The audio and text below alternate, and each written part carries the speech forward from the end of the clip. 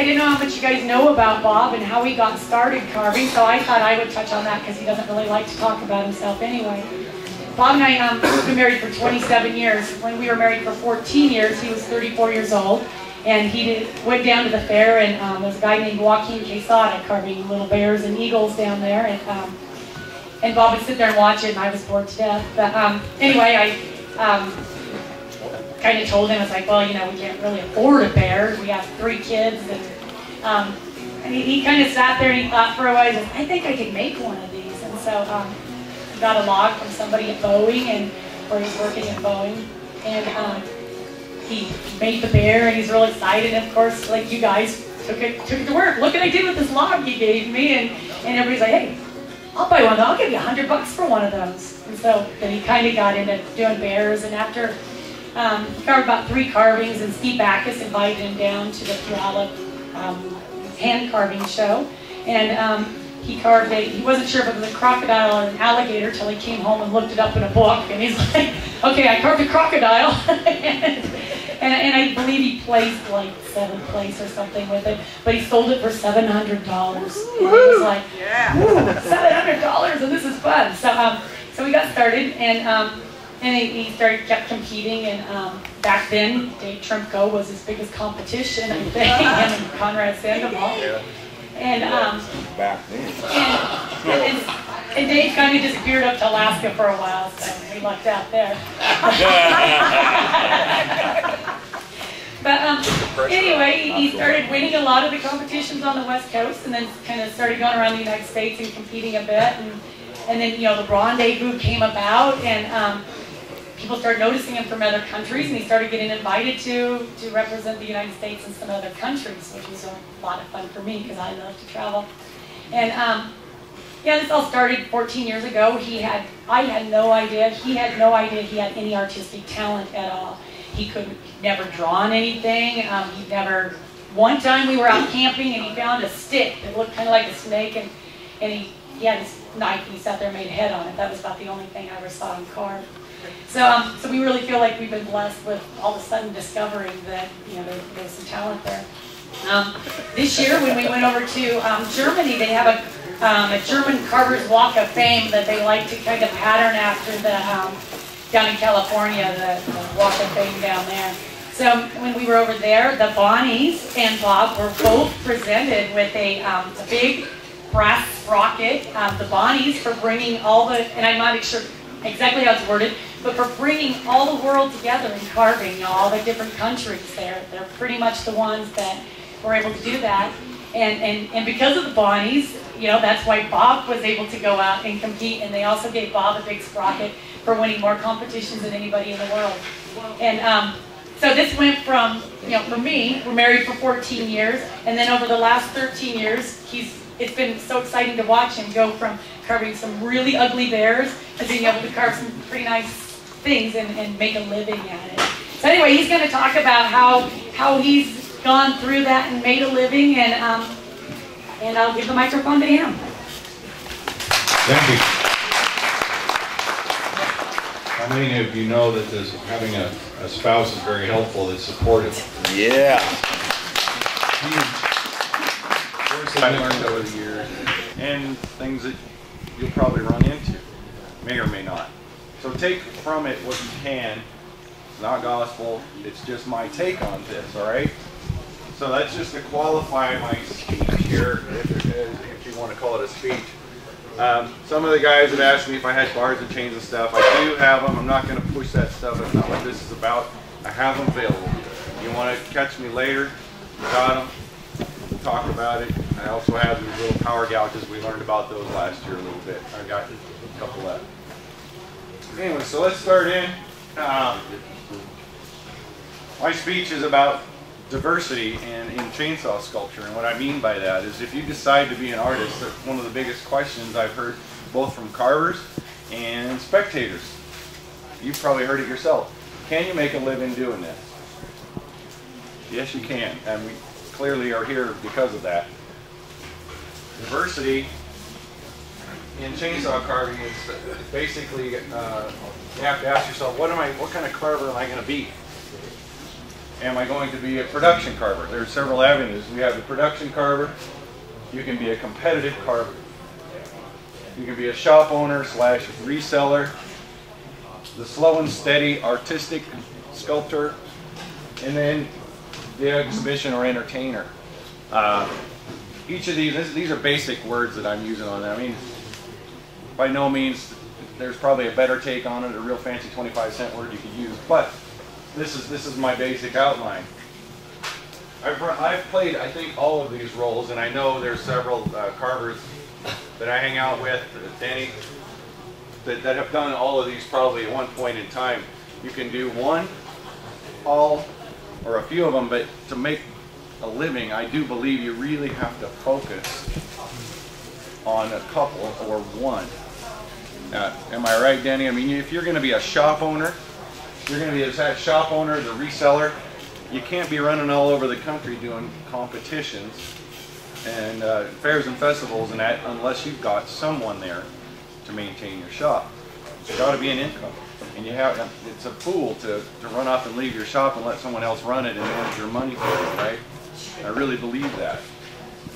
So anyways, let's start with the first one. The production carver is just that. This is the guy, Brad Sharp comes to mind. The guy who can crank out more inventory than I've ever seen. There's several carvers out there that are very talented at that.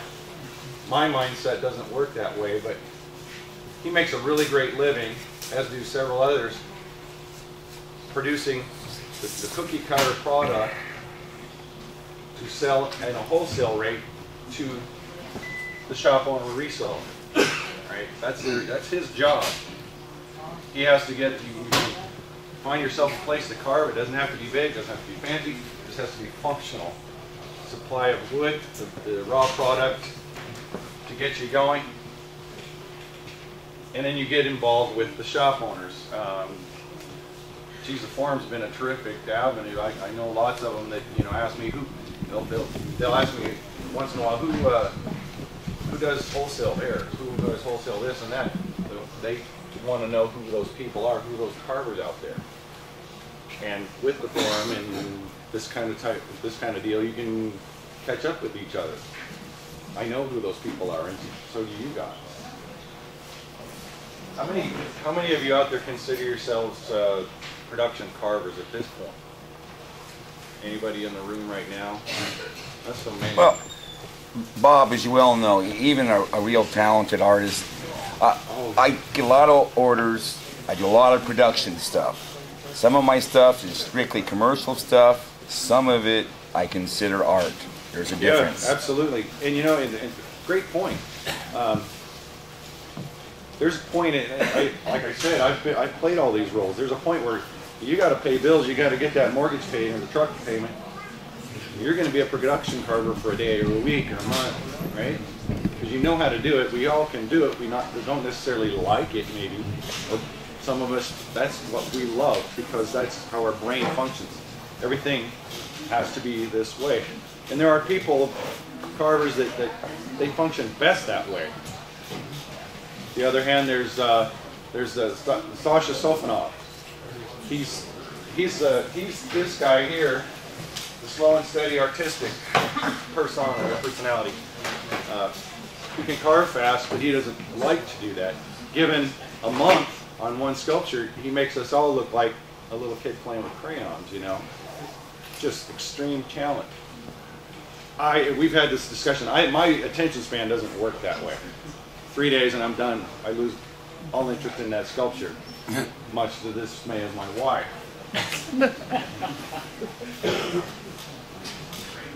So, production carver counts on the shop owner reseller and vice versa.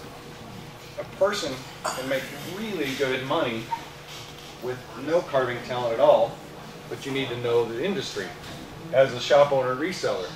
Am I right? You can go to the auctions, or you can find that production carver, buy the inventory, if you know what sells in your area, supplement your income, or have a full-on, full-blown business. There are many resellers out there, and they make a good living at it. next one, competitive. These are in no particular order. And also, I don't know if I mentioned, if you have, like Jack did, if you have a comment or a question, or you just spout off, there's no rule here. We can talk all day, or you can just sit there silently. Competitive carver, I threw that in there. I don't know, it's kind of a, realistically, that's probably not the most premium way to make a living, but you can do fairly well if you're blessed with a little bit of talent maybe, or you get the favor of the judges, whatever you want to call it. Work hard, be willing to travel, and think on your feet.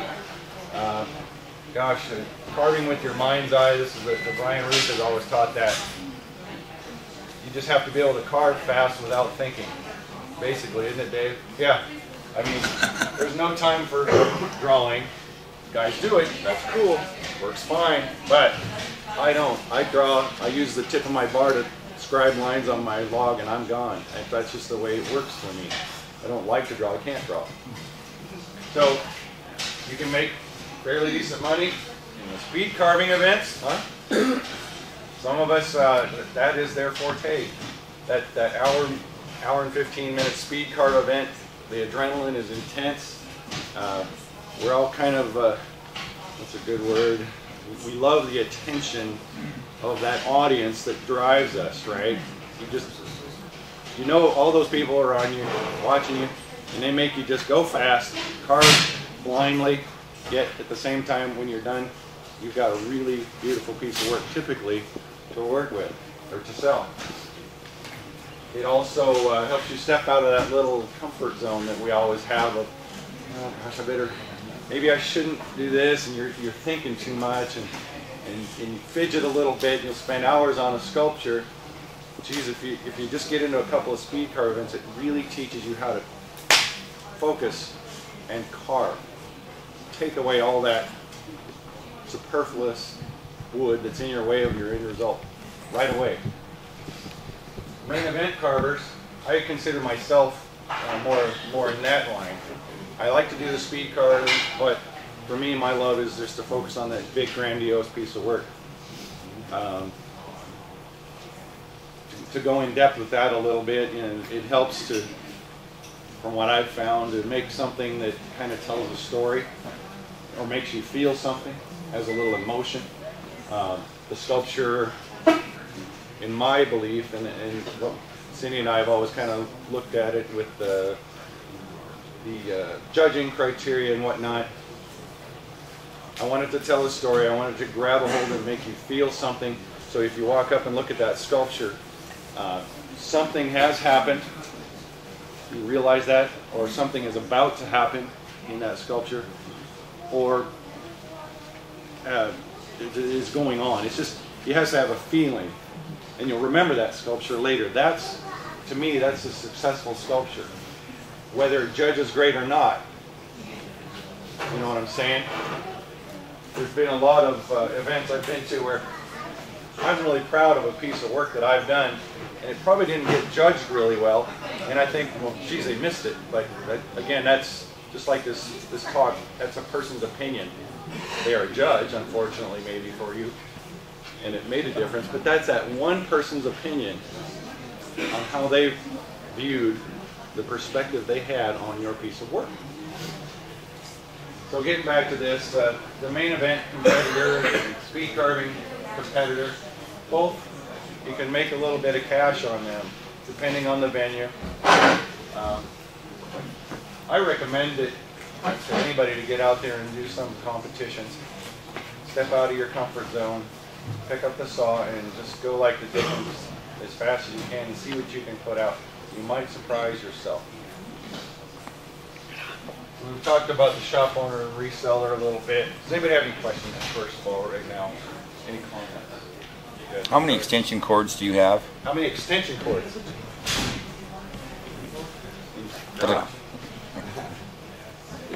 I don't know.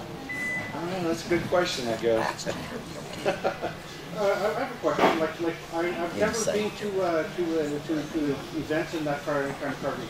What's like when you do a main event carving? Is that carving yours or is that an event or how?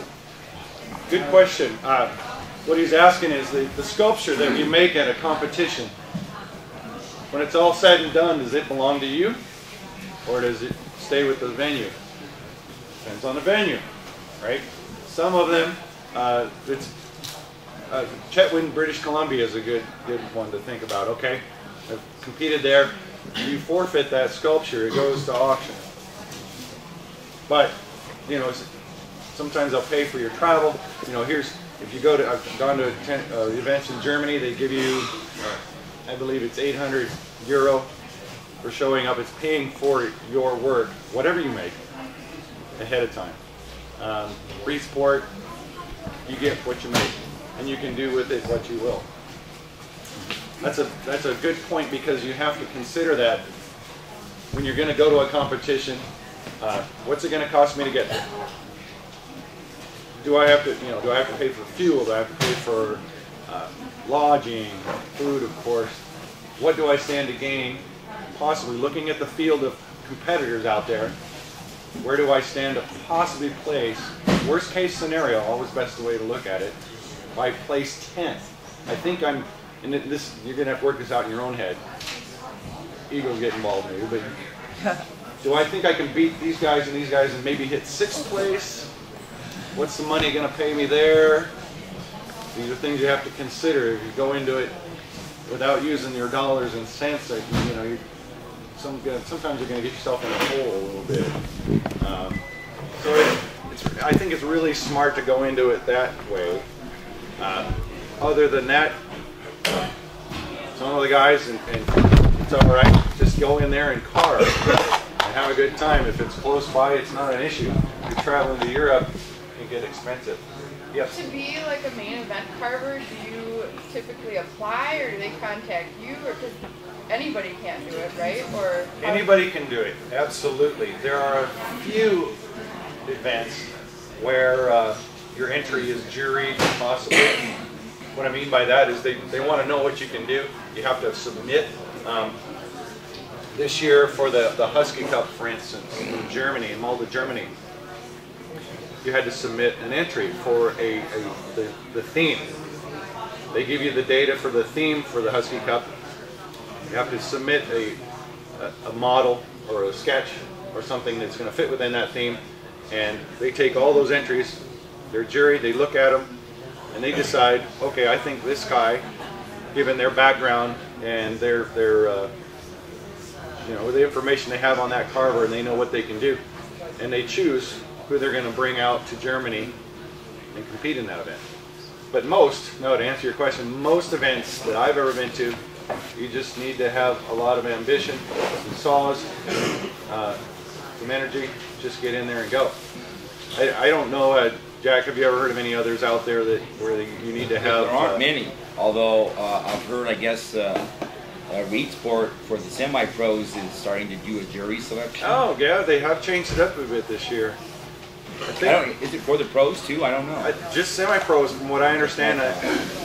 I'm not sure. I think they're trying to push more towards getting people out of that semi-pro. If anything, there is more of a work hard inclination towards the invite. Yeah. Something that the guild and myself, we really want to fight to keep them open, because everyone has to start somewhere. Otherwise, it'll just be all of us old timers around looking at each other, no new blood. Yeah. Open shows. Each event has their own agenda. Where do they have? Where do they still have a list of all the events? Because the events don't really send you out like invitations to go. You kind of have to find out where they are and who to hook up with. Go to the guild. Go Typically, to the website. The forums have the events page. Events page, yeah. ChainsawSculptors.com has an events page. You can go to that one. The forums typically will have it. You can quick phone call to the phone chain. You can pick that up. How do they define pro and semi-pro and non-pro? Good question. Pro, semi-pro, and let's go novice. Novice, all right? How do you define that? From the day I started competing, I carved pro. Guaranteed that first time I carved, I was not. But I mean, I got a lesson. Ego.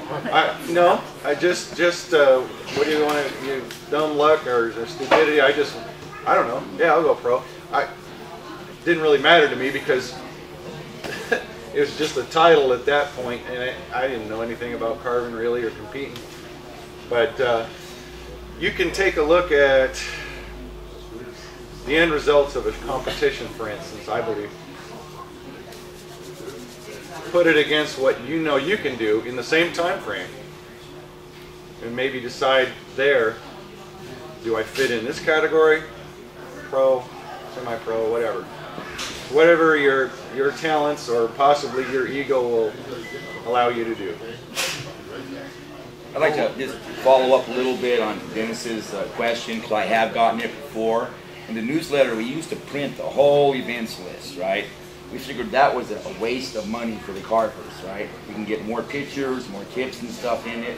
And so now it's just on the link on the internet. You got to go to the website and click on the events page.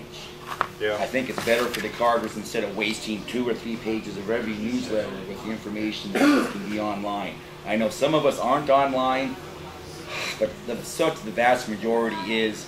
If you ever had a question, give me a call. The number, my house address, my home phone number is on there. I'll go on to the net and tell you the information you want. Yeah, typically most of us know a carver that knows a carver that knows a carver that's out there and is really involved, and it can kind of point you in the direction of where those events are in your area.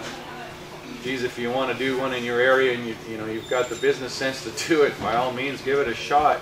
It's a big hassle. It's very difficult, but if it's done right and you don't promise what you don't have, everything works out really nicely. It can be done on a shoestring budget. You have to have lots of support from your community. All right, let's go to the next one, the slow and steady. We talked about that a little bit. I write that they're in a league of their own, and this again is my own opinion. These are the guys, and I've met and know a lot of them that have showed up at competitions. They learn quickly that the competitions aren't for them because they don't like the time constraint. At the end of the show, you can tell they've got something just stunning going on. The composition is beautiful, and given time, it would be just spectacular, and it will be when they're done with it. But they run out of time, and it's frustrating for them. You can feel that. You can hear it in their voice when the judging's over, and they're told that it just didn't make par, right?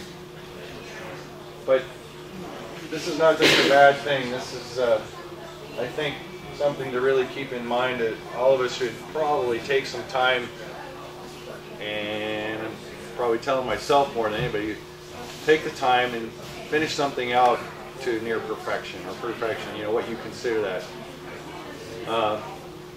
I learned early in the going on this, in this industry, time versus money. Something you have to weigh and decide. And what I mean by that is this is back to my Boeing thing. There's a value-added process for each and every item we make. Each of those processes, just as I said, they add value to a point. There is a point with a sculpture. No matter what you do to that sculpture, you're probably not going to get any more money out of it. So, how long are you willing to fidget for your own warm fuzzy, for lack of a better word? How long are you going to fidget with that piece of work and keep doing the little details that, yeah, I mean, I'm saying this purely because if you're trying to sell it, sorry? Until it's done. Until it's done. When's it done? That's a good point. Ken says it until it's done. And what part is done for you? That's a tough decision to make. Where do you just say, okay, that's it. Not going to gain you any more money. If I put those tiny little lines on the feathers, it's probably still going to sell the same as one that doesn't have all those little tiny lines. If they're, depending on the market where you're at. That's a big deal. It depends on who you're selling to. Would that be like somebody who could have 4 or 5 projects running and keep going back to them and tinkering with them? Is that what you're referring to? Yeah, he was saying, would that relate to someone that has 4 or 5 projects going at the same time and keep going back and forth? That's actually a really good strategy. I could see that, where you had a whole bunch of stuff going on, which in my life, most of them are never finished. Those are projects at home. Part of the honeydew book. But at least you can kind of move around and add to it as you go and change it up a little bit, you know, a little different scenery. That might work better for a guy or a carver, just to have several projects going at once Rather than concentrate. rather than one focus. For me, my attention span forces me to do one sculpture start to finish, and that's it. I got to move on. Other carvers, they have a lot of projects going at once, and I don't work well that well. This doesn't work with my skill set. So let's go down here to the last point. There are probably more. Is the entertainer or exhibition carver. What I mean by that, Danny's got the perfect job in that regard. He spends the time, he has the connections, he goes out to the fair boards every year, and he just humps it. He's got his data, he's got all the information on how he books, what it's going to cost that entity for a package. You know, he's selling himself as a package deal. When I come into your fair, this is what it is. You've got 7 days of fair. I'll come in, and each day I'll do X numbers of show, and for X numbers of dollars, and for that money, you keep everything that I carve. Or if you needed, and there's options here. If you need to do this on a budget, I'll come in for this amount of money, and all the product that I create, I keep all of it because I'm going to sell it. Or maybe there's a percentage go to you. There's so many different things you can work with, isn't there, Danny? I mean, yeah. I've heard some different wheels and deals that other carvers have. Yeah. It's amazing. I can't keep track of how they do it. Yeah. Well, you can roll into a fair or a festival, or there's so many different venues out there that can hire you.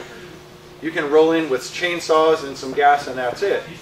Your contract might outline that the wood is delivered right there, and you tell them what kind of wood you're going to carve, and you need to carve. Check into that area first. You need to know your species. It's got to be on site. I need power on site.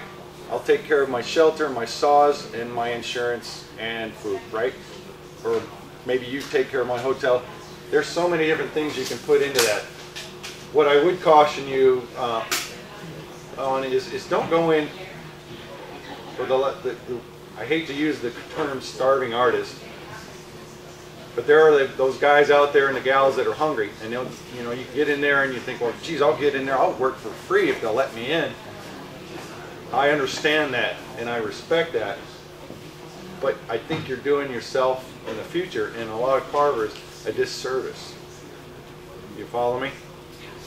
You got to do what you want, and you got to do what takes care of you and your family. But keep that in mind, because that might come back someday and bite you right in the rear.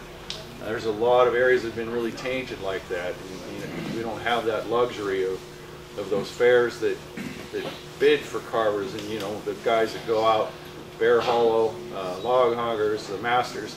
These people they're out humping it every day, and they're working to get people just like you that may work for them into those fairs and festivals, so you get paid well, and you should, because you're entertainers, you're an exhibition, you're a show.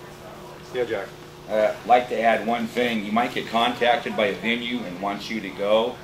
As a point of courtesy, try to go on the forum, ask the other guys if someone else has been doing that. They might be trying to cut the money so they can pay less, or look for some other carver. Find out if someone else has been doing it and what they were getting paid, and if they don't want to do it or not. That one has been pulled many a time. It helps to be educated on what the industry pays. I don't know. That's a tough thing to get out and try and get in. Honestly, if you think about it, if you go out there and ask a bunch of people, hey, there's this fair in my area that is thinking about hiring me. a lot of carvers that might call that fair up, and you just shot yourself in the foot, right? Okay. Yeah, but me, I'd rather be honorable, make a little less cash, and have some more friends, and get a reputation as an undercutter. Agreed. If your friends are willing to help you pay your bills, but I understand what you're saying. I'd rather sit up on the corner and sell like the old days and undercut somewhere. Yeah, and there's a place for that. There always will be. The roadside chainsaw carver. I mean, there always will be. Nothing wrong with it. I've been there. I've done it. You got to start somewhere. Yeah. What kind of numbers are you talking for a day for a show? That's going to depend. For guys like me, I have no, none. That's all right. No, you have to. You consider the area you're in, right? There are some areas that it's low income, not a lot of work going out there, so those people aren't going to spend a lot of their vacation money on your bears, right? And also your talent level. What's your product worth? You know, are you a Walmart value or the bond? You know, where are you at in your life and your talents? You have to go to a show. To go to them. Somebody wants to hire you to come into a show. That's again, there you go. That's the point I'm trying to make. Ask is, in the industry, what is the range that a carver would get, say, like from low to high? Yeah, the question is that what can a carver expect to be paid per day at a fair or a festival? What range? You know, the low to the high. That remains. I don't think anybody has that in print. Each and every group, like hardwood carvers, they have a rate schedule. They know what they got to get paid to make their bills. And I think it's a trial and error that you get out there and you learn that. On the deal where the fair keeps the carvings, you're pretty much your paycheck is what those carvings will sell for on the average at the auction. How many dollars worth of carvings can you make a day, every day, for the entire length of the fair? Yeah. You know, it's just, and it's a schedule. It's a tough schedule. You know, where most everybody's used to doing a carving or two, but if you're going out and you're doing 4 carvings a day, in the end, they're going to average out being like worth $500 a day. And that's kind of what your value is. You know? Yeah. If you're in a really good area and you're really carving great, and you can make up $2,000 a day at the auction, probably isn't what your daily rate's going to be. It may be like $1,200 a day. But to go out and average $2,000 a day in product at a fair is just astronomical. It don't really happen too often. Yeah. Well, and you know, when our economy fluctuates, that's what drives that pay. What they're going to afford, what you're going to get paid. Maybe you're not so valuable to them on a tough year. They make cuts too. We're not going to have a carver here at the fair this year because we had to get you know, a singer in or somebody. Then we got to make sure he's paid because he's a bigger draw. Yeah. Yeah, I found, you know, I send a lot of information when I go to conventions or anything. What I found, like in Pennsylvania, because I said mostly the Pennsylvania fairs, a lot of the fairs have no federal matching funds anymore. It actually closed a lot of Pennsylvania fairs down that have been around for a long time. Other fairs on a skeletal budget, and therefore the art attractions, which used to have federal matching funds as educational, qualified for at a fair, they don't have that funding anymore. Yeah. And subsequently, I found a lot of fairs actually don't have the funds to call for, they're not hiring that educational entertainment factor. Yeah, what Michael was saying is sometimes the fairs, their budgets are driven by their government, the local government, and you know, they get some stipends to help them along, and when they don't get that, their budget gets cut down and they start slashing, and they're going to take a look at what their entertainment value is, you know, what they get for their money. Are you a draw or are you not? If you're not a big draw, you're probably going to get slashed real quick. Definitely something to consider there. Again, you just got to get out there and know the industry, and the only way you're going to know it is just to get your feet wet. You might lose a couple bucks, but you're going to learn really quick probably in that first year, I would suspect. Yeah. Insurance. Insurance. Yeah. How, who, and where do you get it? You can get How much? insurance from any insurance company. I have it. I carry a liability policy. For the venue I'm doing this, in fact, this next weekend, Oregon Logging Conference. I think this is very important for you to have because it makes you hireable. They have a safety net, if you will, in you, right? If you hurt yourself or hurt someone, that entity you're working for is covered. I have to have the Oregon Logging Conference this next weekend. Have to have them listed as under additionally insured on my policy. My insurance company prints a form out for me. I fax it to that entity, and they have that piece of paper that proves to them that I am covered. That's a big relief to them. It's insurance for them, insurance for me. Helps get me hired and keep me busy at these events. And they'll tell. How do you get listed? I talked to one insurance company about it, and they were talking product liability, not personal injury liability. They didn't want to talk to me about that. That's what I'm asking. I have a business license, and my insurance for my business, it's covered under that. Truthfully, we get done here, we'll talk with Cindy. She manages a lot of the books, all the the finances and stuff. Yeah, she's really good with that, and she can help you. Give you the name of our insurance company that takes care of us. Yeah, you should be able to get it with your homeowners. I know I do. Yeah. And some guys go to clown college. Clown insurance. Real thing for even specific events. Yep. It's best to have it for all year. It sounds silly, but it's clown insurance. Yeah, it's clown insurance. When I talked to him about the Google it, inside go. driving, one of my insurance agents said, I'll check into it, took all the information, and came back with a product liability. Yeah. And the other one said, my insurance company won't talk to me. Yep. Go to a different insurance company. Well, that's the two majors in my town. Yeah. Average cost insurance. Hey Cindy. I know I need Amy. What's it? Let me ask, because she knows this. So she handles the logistic. What is the average cost of our insurance for liability? $1,150 a month. What? Oh, for liability. That's health insurance. Liability we pay about $650 a year. A year. Yeah. But we don't cover $650 a year, but we don't cover his chainsaws or anything like that. That is just for if he hurts somebody with a wood chip or something, we're covered for $1 or $2 million. And then we also carry an umbrella policy for our whole.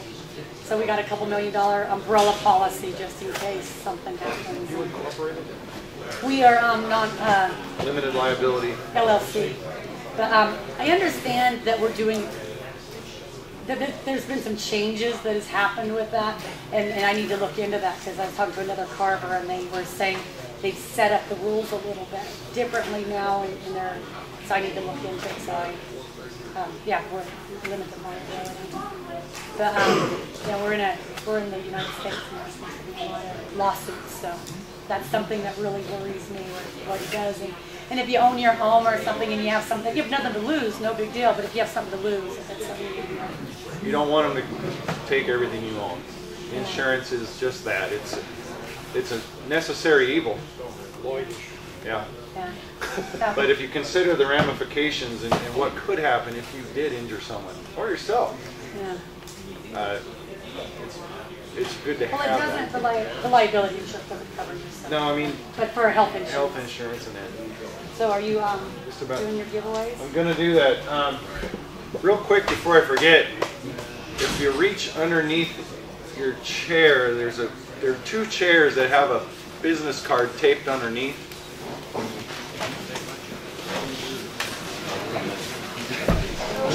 Let's reach under the front of your chair. That one.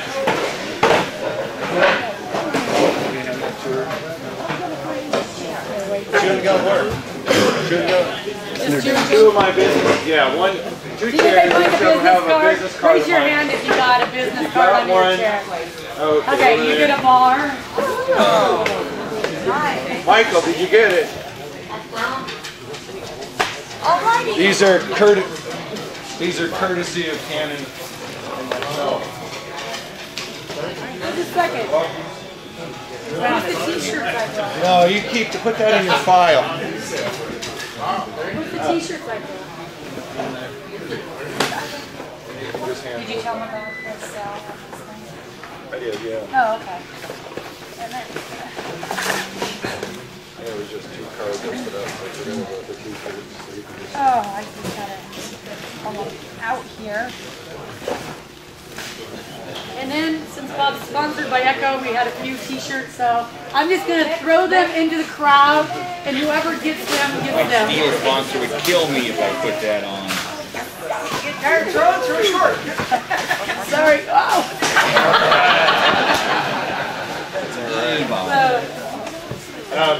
Are there any more questions or comments? Somebody want to make a statement before I wrap it up? The instructor, Carver. Sorry? Carver who might make money instructing. You know, that's another one. True, teaching. I only know of a couple out there. I've been asked myself, but there are those who teach. They also have to carve to make a living, but they do. There are several that instruct as well. That's a good point. And boy, does the quality You got to vary. diversify.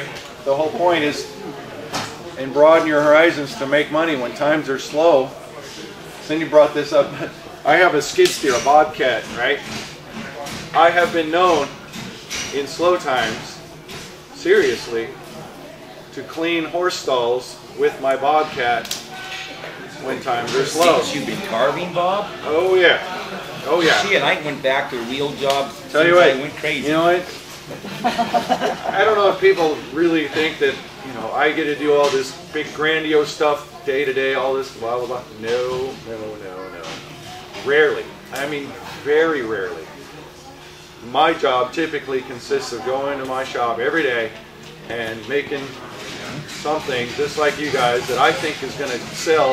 If I put it in the back of my truck, if I don't have something in the back of my truck running around town, that's not drawing attention. Am I right, Michael? You're right. I got to have something saying, look at me, because I need to make my truck payment.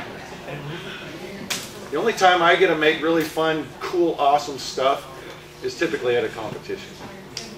Yeah, very rarely will I go out to my shop. Do I get time to go to my shop and just think I'm gonna make, yeah, I don't know, fill in the blank, you know, masterpiece sculpture. It is so uncommon. It is disgusting. No, but I disagree. I think you should always have one of them going. And you're probably right. I'm not saying that's just the way it is. It's just for me, I don't get to. Right. Yeah, but I know a lot of guys that always have something going on. Ken, am I right? You always got. If Ken's sitting still, you know, he's got to think up something to do. So you guys get a chance, take a look at his pirate. That was something. He just called me one day, and he's out at the West Coast. We've been enjoying him and Samadusky out there. I'm going to make a pirate, you know. Cool. Look at what he did. I mean, it's gorgeous.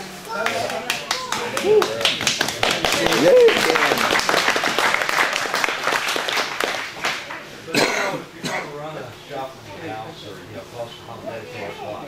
You gotta have a nice squeeze out there anyway, because otherwise people are not gonna know. It's like Great point. back to your truck. Yeah, if you're a shop owner, you got to have a hook, Yep. right? Something to get them out of their car. It may never sell, ever, but it's going to get them out of their car. Yeah, you need a critical mass, I used to consider the carvings. At least 15. And at least 2 of them had to be at least 6 You foot can have tall. the fanciest sign in the world, but if they don't see product, what you do with your time. Yeah, Mike. Now, that's what's good if you have, I don't have a shop, but for instance, I have inventory, but I hate doing production part. But anyway, essential to have 1 or 2 big, fancier pieces that when you're driving, it's like, you have to go like that. And you can't stop them Yeah. without saying you can't sell them. For me, You may sell a boatload of little Yeah. bears, but you're still telling your customer, I can do this too. yeah, And you yeah. get some of those. Competition pieces, the ones that you get to keep. That I got a dozen of them that don't sell. They're because they're themed so heavy, or you know, nobody wants that in their yard. It doesn't quite fit, but it does shows capability. It shows what you can do, and there's a broad spectrum of that. You know, from that little simple salmon sculpture to this, everything. This is sculpture that's got a lot going on, really involved. All that's in negative space and. Try to hit the big three: bears, eagles, and salmon, or pike. If it depends on where you're at. If you're in Europe, hares and owls and angels, yes, fairies, absolutely, gnomes and things. I mean, it just depends on where you're at. Bass, if you're in the South, you can't sell a salmon in the Midwest easily at all. I learned this at a fair. They look at it. It's the biggest trout they've ever seen. Yeah. Just depends on where you're at, right? Anything else before we wrap up? Okay. Yeah, I'm kind of just getting started now. I don't have a shop. I don't have a very big yard. Welcome to the club. But the guy that services my lawnmower and my chainsaws and all the small engines and stuff has, on his own accord, said to me, because he's kind of interested in what I'm doing, that if I carved a couple of pieces, he'd be willing to have them there at his shop and just put a price tag on them and do it as we go. What a wonderful thing is that. I mean, I got my start. I knocked on the door of a steel dealership. I knocked on the door of the local steel dealership years ago, and I said, I'm going to be a chainsaw carver. Do you mind if I put some stuff here? Just like, well, they came to you. Yeah. Doc, she got coming because somebody, took a leap of faith with her. I had to go door knocking. I said, this is what I'm thinking about doing, and yeah, they said, what the heck? And then they, a couple weeks later, why don't you come out and carve here? They didn't charge me a dime for rent for 5 years. And because I was a draw to their business. It was a fireplace. If you can't get nothing, just grow the kahunas, find a sunny spot on the side of a road, and set up. If you really need the money, find a bank corner in the weekend. The manager ain't there, on the northeast corner of a four-way intersection, and just set up. The worst will happen is just be sure you're not going to get arrested, because the worst, I'll tell you to move. Some communities do have laws for that. Honestly, really, in the reality of things, don't get yourself arrested or ousted, because there are laws. Check into them. If you've got somebody who's willing to sell your product and wants to do it on a commission basis, what percentage are you? That's up to negotiate. His question is, if you get a place that will sell your product, a little shop or whatever, what's the commission? What do they take typically? 25% comes to mind as an average to me, kind of right in that ballpark. That to me seems like too much, because why would I give you 25% when I sell myself? That's me. But if like Doc, you don't have a place to go and you need to have that place to have your stuff seen, you pay it. And if they can get the money, you pay it. It works for everybody. Believe it or not, I've put all my inventory at feed stores. Sell their stuff really well. What do they charge for a percentage? Do they take a percentage? They ask me how much I want for that piece, and I go back and look at the price tag on it, and it's almost triple. So, they'll give me my money for my carving, but they make money. But you got to start somewhere, and you have to get your foot in the door somewhere. That's, you got to start at the bottom to get to the top, right? I don't know too many people that just start up here. Me. Nope. Anybody else? All right. Mucho appreciando.